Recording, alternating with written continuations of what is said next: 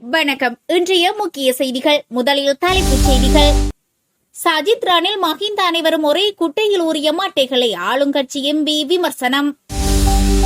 இலங்கையை அதிர வைக்கும் பாதாள உலகம், பின்னணியில் பாதுகாப்பு தரப்பு, விசாரணையில் அதிர்ச்சி தகவல்.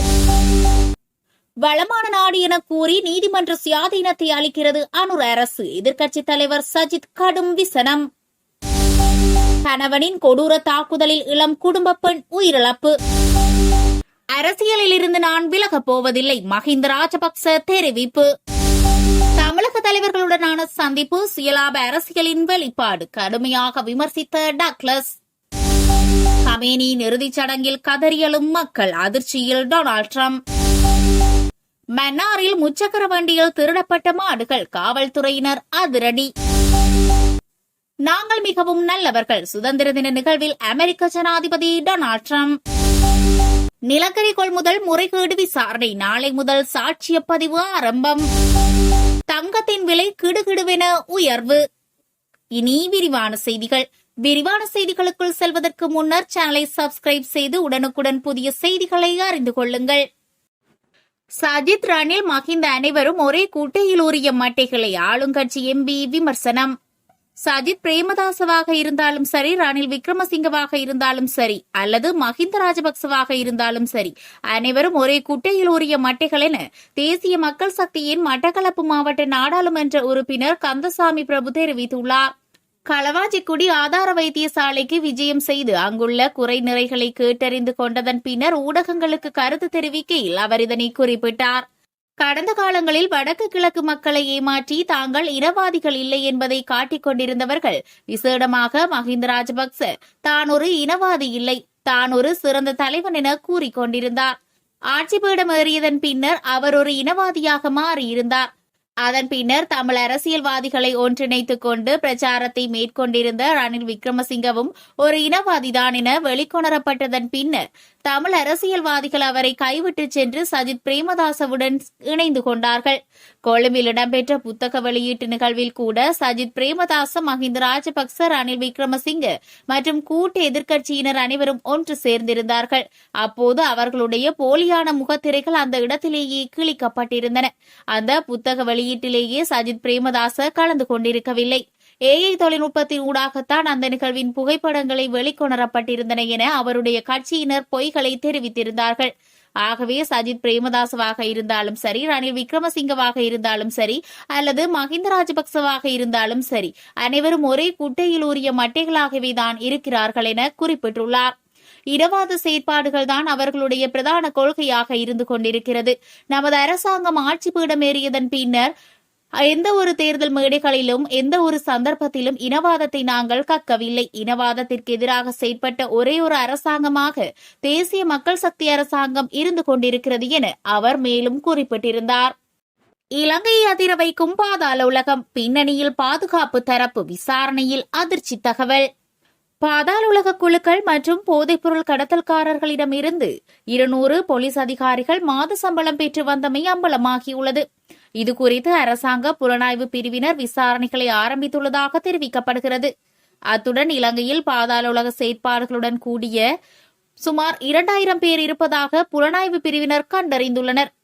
மேலும் பாதாள உலக குழுவினர் போதைப்பொருள் கடத்தல்காரர்கள் மற்றும் சட்டவிரோத பொருட்களை கடத்துபவர்களுடன் தொடர்புகளை பேணியதாக கூறப்படும் சுமார் 1000 போலீஸ் அதிகாரிகள் அண்மை காலத்தில் பணியிலிருந்து நீக்கப்பட்டுள்ளதாக பொது பாதுகாப்பு மற்றும் பாராளுமன்ற விவகார அமைச்சர் ஆனந்த விஜயபால தெரிவித்துள்ளார். பாதாள உலக குழுவினர் மற்றும் போதைப்பொருள் கடத்தல்காரர்களுடன் தொடர்புகளை பேணிய 6 போலீஸ் அதிகாரிகள் குறித்து விசாரணை நடத்தப்பட உள்ளது. அது தொடர்பான தகவல்களை கடந்த வாரம் போலீஸ் விசேட விசாரணை பிரிவிடம் ஒப்படைக்கப்பட்டுள்ளதாக அமைச்சர் குறிப்பிட்டுள்ளார். பாதாள உலக குழுக்களுடனும் பல்வேறு கடத்தல்காரர்களுடனும் இணைந்து செயற்படும் போலீஸ் அதிகாரிகளை கண்டறிய புலனாய்வு பிரிவினர் களமிறக்கப்பட்டுள்ளனர். புலனாய்வு தகவல்களின் அடிப்படையில் காட்பிட்டி உள்ளிட்ட சில போலீஸ் நிலையங்களில் பணிபுரிந்த அனைத்து அதிகாரிகளும் அண்மைய நாட்களில் இடமாற்றம் செய்யப்பட்டுள்ளது எனவும் அவர் தெரிவித்துள்ளார். வளமான நாடு என கூறி நீதிமன்ற சுயாதீனத்தை அளிக்கிறது அனுர அரசு, எதிர்க்கட்சித் தலைவர் சஜித் கடும் விசனம். வளமான நாடும் அழகான வாழ்க்கையும் அமைத்து தருவோம் என்று கூறி அதிகாரத்திற்கு வந்த திசைகாட்டி அரசு இன்று நீதிமன்றத்தின் சுயாதீனத்தை அளித்துக் கொண்டிருக்கிறது என்று எதிர்க்கட்சித் தலைவர் சஜித் பிரேமதாஸ் தெரிவித்துள்ளார். கொழும்பு இலங்கை மன்றக் கல்லூரி கேட்போர் கூடத்தில் இலங்கை சட்டத்தரணிகள் சங்கத்தால் சனிக்கிழமை ஏற்பாடு செய்யப்பட்டிருந்த உயர்நீதிமன்ற நீதியரசர்களின் ஓய்வு பெறும் வயதெல்லையை நீடிப்பது தொடர்பான பொதுமக்கள் கலந்துரையாடலில் பங்கேற்ற பின்னர் ஊடகங்களுக்கு கருத்து தெரிவிக்கும் போது அவர் இதனை குறிப்பிட்டார். ஒரு நாட்டின் ஜனநாயகத்தின் அடிப்படையில் தூண்களான சட்டவாக்கம், நிறைவேற்றுத்துறை, நீதித்துறை ஆகியவற்றுடன் சுதந்திர ஊடகங்கள் மற்றும் சிவில் சமூக செயற்பாடுகளினூடாக ஜனநாயகத்தை பாதுகாப்பது அனைவரது பொறுப்பாகும். தற்போது அரசு மேன்முறையீட்டு நீதிமன்ற நீதியரசர்களின் ஓய்வு பெறும் வயதை 63 65ஆகவும், உயர்நீதிமன்ற நீதியரசர்களின் ஓய்வு பெறும் வயதை 65 67ஆகவும் அதிகரிக்க முயற்சிக்கிறது.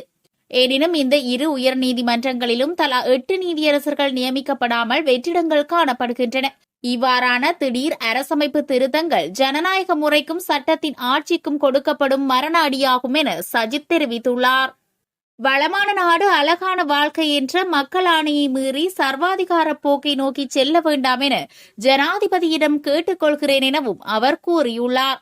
எமது நாட்டிற்கு தேவை ஜனநாயகமே அன்றி சர்வாதிகாரம் அல்ல. எனவே இனம், மதம், சாதி, வர்க்க, கட்சி பேதங்கள் இன்றி ஜனநாயகத்தை பாதுகாக்கவும் நீதிமன்றத்தின் சுயாதீனத்தை உறுதிப்படுத்தவும் ஐக்கிய மக்கள் சக்தி எப்போதும் முன்னிற்கும் என அவர் குறிப்பிட்டுள்ளார். கணவனின் கொடூர தாக்குதலில் இளம் குடும்ப பெண் உயிரிழப்பு. பொலனறுவை பிம்பொகுண பகுதியில் இடம்பெற்ற குடும்ப தகராறு ஒன்றில் கணவரால் தாக்கப்பட்ட இளம் குடும்ப பெண் ஒருவர் உயிரிழந்துள்ளார். இவர் 29 வயதுடைய பெண் என போலீசார் தெரிவித்துள்ளனர். சம்பவத்தன்று இரவு தம்பதியினருக்கு இடையே ஏற்பட்ட கடுமையான வாக்குவாதம் பின்னர் கொடூர தாக்குதலாக மாறியுள்ளது. இதன்போது படுகாயமடைந்த பெண் ஆபத்தான நிலையில் வைத்தியசாலையில் அனுமதிக்கப்பட்ட போதிலும் சிகிச்சை பலனின்றி உயிரிழந்துள்ளார். இந்த சம்பவம் தொடர்பான மேலதிக விசாரணைகளை ஆரம்பித்துள்ள போலீசார் தலைமறைவாகியுள்ள சந்தேக நபரான பெண்ணின் கணவரை கைது செய்வதற்கான தீவிர நடவடிக்கைகளை மேற்கொண்டு வருகின்றனர். அரசியல் செயற்பாடு தொடர்பில் மஹிந்தவின் அதிரடி முடிவு. அரசியலில் இருந்து விலகும் எண்ணம் தமக்கு இல்லை என முன்னாள் ஜனாதிபதி மஹிந்த ராஜபக்ச தெரிவித்துள்ளார். கண்டி ஸ்ரீ தலதா மாளிகையில் வழிபாடுகளில் ஈடுபடுவதற்காக சென்ற போதே அவர் இதனை தெரிவித்துள்ளார். நாட்டுக்காக தான் செய்த சேவை போதாது எனவும் தற்போதைய பொருளாதார நெருக்கடியை எண்ணி வருந்துவதாகவும் அவர் குறிப்பிட்டுள்ளார்.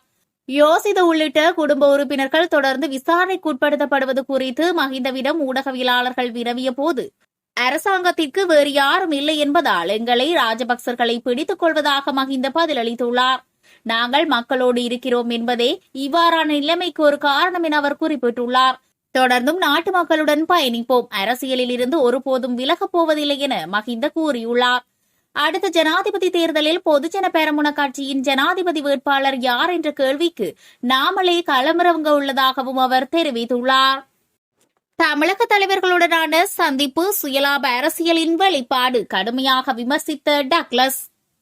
தென்னிலங்கையில் ஆட்சிக்கு வருகின்ற யாருமே தங்க தாம்பாள தட்டில் வைத்து தமிழ் மக்களுக்கான அரசியல் தீர்வை தரமாட்டார்கள் என தெரிவித்துள்ள செயலாளர் நாயகம் டக்ளஸ் தேவானந்தா, எமது அரசியல் உரிமைகளை வென்றெடுப்பதற்கான சூழலை நாமே உருவாக்க வேண்டும் எனவும் குறிப்பிட்டுள்ளார். ஈழ மக்கள் ஜனநாயக கட்சியின் நல்லூர் பிரதேச முக்கியஸ்தர்கள் மற்றும் செயற்பாட்டாளர்களுடன் இடம்பெற்ற கலந்துரையாடலிலேயே அவர் இதனை சுட்டிக்காட்டினார். இபிடிபி முன்வைத்த மாற்றுக் கொள்கைகளே நடைமுறை சாத்தியமானது என்பதை வரலாறு நிரூபித்துள்ளது. மாகாணங்களை அடிப்படையாக கொண்ட அதிகார பகிர்வை வலுப்படுத்தி முழுமையாக நடைமுறைப்படுத்த வேண்டும்.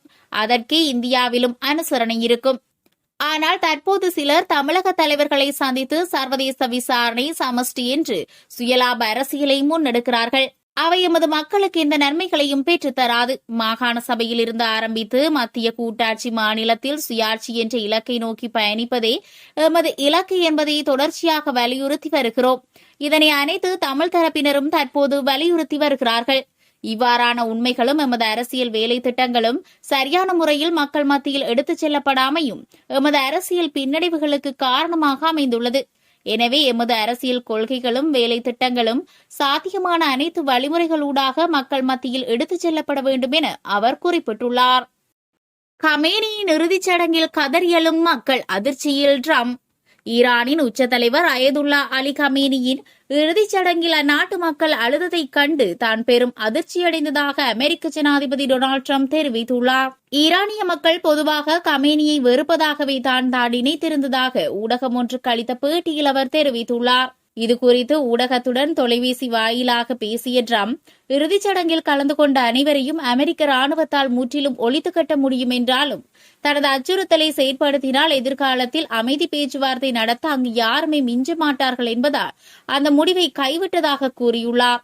மேலும் கமேனியின் இறுதிச் சடங்கு முடியும் வரை இரு நாடுகளும் பேச்சுவார்த்தைகளில் இருந்து தற்காலிகமாக ஓய்வெடுத்துள்ளதாகவும் முடிவு செய்துள்ளார். இந்த நிலையில் கமேனியின் இறுதிச் சடங்கு நிகழ்வுகள் நடைபெறும் காலகட்டத்தில் இருதரப்பினரும் எந்தவித தாக்குதலும் நடத்த மாட்டார்கள் என டிரம்ப் உறுதியளித்துள்ளார். மன்னாரில் முச்சக்கர வண்டியில் திருடப்பட்ட மாடுகள், காவல்துறையினர் அதிரடி. மன்னார் காவல்துறை பிரிவிற்குட்பட்ட மன்னார் தாராபுரம் பிரதான வீதி பகுதியில் வைத்து முச்சக்கர வண்டியில் சட்டவிரோதமான முறையில் கொண்டு செல்லப்பட்ட 2 மாடுகளை மன்னார் காவல்துறையினர் மீட்டுள்ளனர். குறித்த 2 மாடுகளும் சனிக்கிழமை காலை திருடப்பட்டு சட்டவிரோதமான முறையில் கொண்டு செல்லப்பட்ட நிலையில் இவ்வாறு மீட்கப்பட்டுள்ளன. சட்டவிரோதமான முறையில் குறித்த மாடுகளை முச்சக்கர வண்டியில் ஏற்றி வந்த நபரும் கைது செய்யப்பட்டுள்ளார்.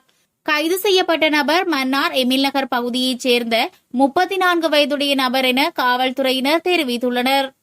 நாங்கள் மிகவும் நல்லவர்கள். சுதந்திர தின நிகழ்வில் அமெரிக்க ஜனாதிபதி டொனால்டு டிரம்ப். ஈரானுக்கு ஒரு இறுதிச் சடங்கிற்காக நாங்கள் 1 வாரம் அவகாசம் அளித்தோம். ஏனெனில் நாங்கள் நல்லவர்கள். இதுதான் உண்மை. நாங்கள் ஈரானை மிக கடுமையாக தாக்கினோம். அவர்கள் சமரசம் செய்து கொள்ள துடிக்கிறார்கள். அந்த அளவுக்கு அவர்கள் சமரசத்தை விரும்புகிறார்கள். அமெரிக்கர்கள் எப்போதும் அமைதியையும் ஒழுக்கத்தையும் விரும்புகிறார்கள். ஆனால் ஆபத்துகளையோ அச்சுறுத்தல்களையோ கண்டு நாங்கள் ஒருபோதும் பின்வாங்க மாட்டோம். நாங்கள் தொடர்ந்து போராடுவோம். அதே வேளையில் வெற்றி பெறுவோம். அதை நாங்கள் செய்தே தீர வேண்டும். பூமியிலேயே மிகவும் சுதந்திரமான மக்கள் நாங்களே. பூமியிலேயே மிகவும் நீதியான மற்றும் நிலையான அரசியலமைப்பை கொண்டவர்கள் நாங்களே. உலகின் வலிமையான மற்றும் அதிக செல்வாக்குமிக்க நாடாக நாங்கள் இருக்கிறோம். மேலும் இறைவனின் அருளால் மனித வரலாற்றிலேயே மிகவும் வெற்றிகரமான சாதனைகள் படைத்த மற்றும் தனித்துவமான நாடாக அமெரிக்கா விளங்குகிறது. சுதந்திர தினத்தை முன்னிட்டு டிரம்ப் ஆற்றிய உரையில் இதை அனைத்தையும் அவர் தெரிவித்துள்ளார். நிலக்கரி கொள்முதல் முறைகேடு விசாரணை நாளை முதல் சாட்சியப்பதிவு ஆரம்பம். நிலக்கரி கொள்முதல் தொடர்பான முறைகேடுகளை விசாரணை செய்வதற்காக நியமிக்கப்பட்டுள்ள விசேட ஜனாதிபதி விசாரணை ஆணைக்குழு நாளை காலை முதல் சாட்சியங்களை பதிவு செய்யும் பணிகளை ஆரம்பிக்க உள்ளது. இந்த ஆணைக்குழுவின் முன்னிலையில் முதலாவதாக சாட்சியளிப்பதற்காக தற்போதைய எரிசக்தி அமைச்சின் செயலாளர் GMRD அபோன்சோ அழைக்கப்பட்டுள்ளார். அவரை தொடர்ந்து எரிசக்தி அமைச்சின் கொள்முதல் குழு உறுப்பினர்கள், தேசிய கொள்முதல் ஆணைக்குழுவின் உறுப்பினர்கள் மற்றும் லக்விஜய நிலக்கரி மின் உற்பத்தி நிலையத்தின் சிரேஷ்ட அதிகாரி ஒருவர் ஆகியோரும் சாட்சியமளிப்பதற்காக ஆணைக்குழுவால் அழைக்கப்பட்டுள்ளனர். சாதாரண நடைமுறைகளின்படி ஆணைக்குழு முதல்கட்டமாக சாட்சிகளிடமிருந்து சாட்சியங்களை விசாரணை செய்யும். அதன் பின்னர் முறைகேடுகளுடன் தொடர்புடைய குறிப்பிட்ட நபர்கள் அடையாளம் காணப்பட்டதும் அவர்கள் பிரதிவாதிகளாக பெயரிடப்பட்டு ஆணைக்குழுவின் முன்னிலையில் அழைக்கப்பட்டு விசாரணைக்கு உட்படுத்தப்படுவார்கள். தங்கத்தின் விலை கிடுகிடுவென உயர்வு. சர்வதேச சந்தையில் தங்கத்தின் விலை இன்று குறிப்பிடத்தக்க அளவில் உயர்ந்துள்ளது. இதன்படி ஒரு அவுன்ஸ் தங்கத்தின் விலை 4175.07 அமெரிக்க டாலராக பதிவாகியுள்ளது. அதேவேளை வெள்ளி ஒரு அவுன்ஸ் விலை 62.39 அமெரிக்க டாலராக உயர்ந்துள்ளது. இத்துடன் செய்திகள் நிறைவடைகிறது. தொடர்ந்தும் செய்திகளுக்கு எமது சேனலை சப்ஸ்கிரைப் செய்து இணைந்திருங்கள்.